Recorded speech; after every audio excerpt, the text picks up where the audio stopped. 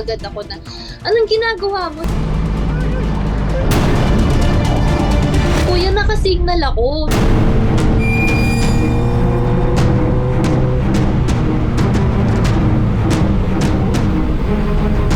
Nagbagal pa po ako ng konti talaga para po mag-prepare na mag-ride papuntang gas station. And then suddenly, bigla na lang kung may pumasok talaga si Kuya Rider dun sa may right side ko. And then nagulat ako kasi expected ko wala nang papasok kasi po naka-right signal na ako. And at the same time, nandun na po yung gas station. And then gutter na po kasi yung nandun sa gilid.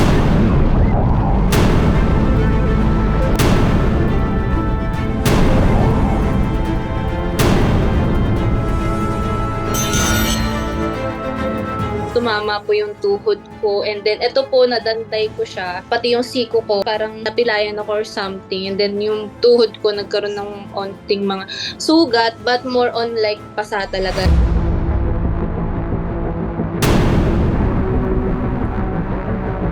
Ang damage po kasi niya is 3 fairings po kasi na magkakahiwalay dun sa right side ng motor ko yung may damage. Tapos yung brake ko nung motor ko na lever naputol din. Siguro mga 80 kasi yung 40k sa motor pa lang, and then the another 40k is dun sa wrap, PPF, saka decals.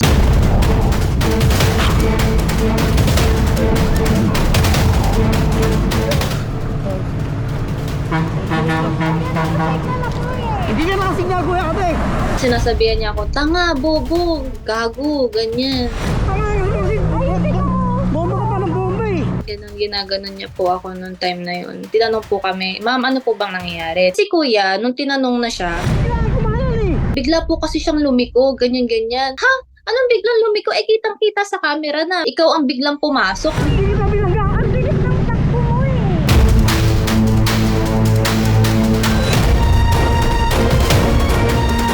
Makikita natin doon sa video, meron talagang pagkakamali yung nakabangga. Kasi makikita natin doon na una, nag-signal na kakanan siya yung doon sa biktima. Makikita din naman natin na medyo bumagal na siya kasi nga doon sa destination niya na gasoline station. So dapat, hindi na pwedeng may sumingit pa sa kanya. Makikita natin doon na ang bilis ng pagpapatakbo nung nakabangga sa kanya. So taken all of that into consideration, talagang merong liability dito yung nakabangga.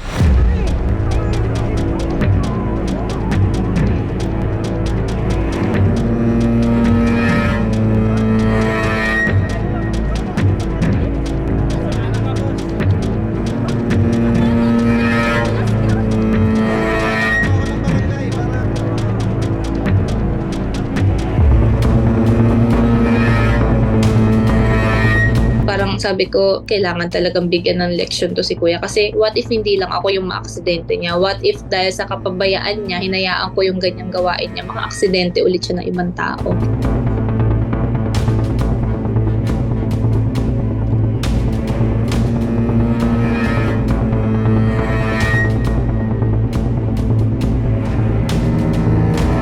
They should observe first yung tinatawag nating distance from one vehicle to another. So dapat we have at least 2 vehicles pag-itan, practice defensive driving. Ito po yung pagmamaneho ng tama, ng wasto na mahusay upang maiwasan ang aksidente kahit na po ito ay kamalian ng ibang tao. Sabihin na natin ikaw nasa lugar, ikaw po yung tama. If you think and if you believe na it will cause accident or road crash, hindi mo kailangang i-insist na ikaw yung nasa tama. Lagi mong isipin, sabi nga natin, kailangan natin gawin yung tama at mahusay kahit na po ito'y kamali ang iba.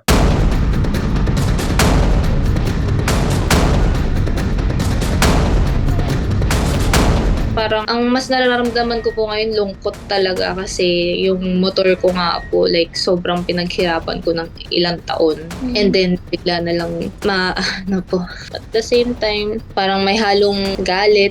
Pero hindi ko na rin po na ano kasi ang mas priority ko po ngayon magawa yung motor ko.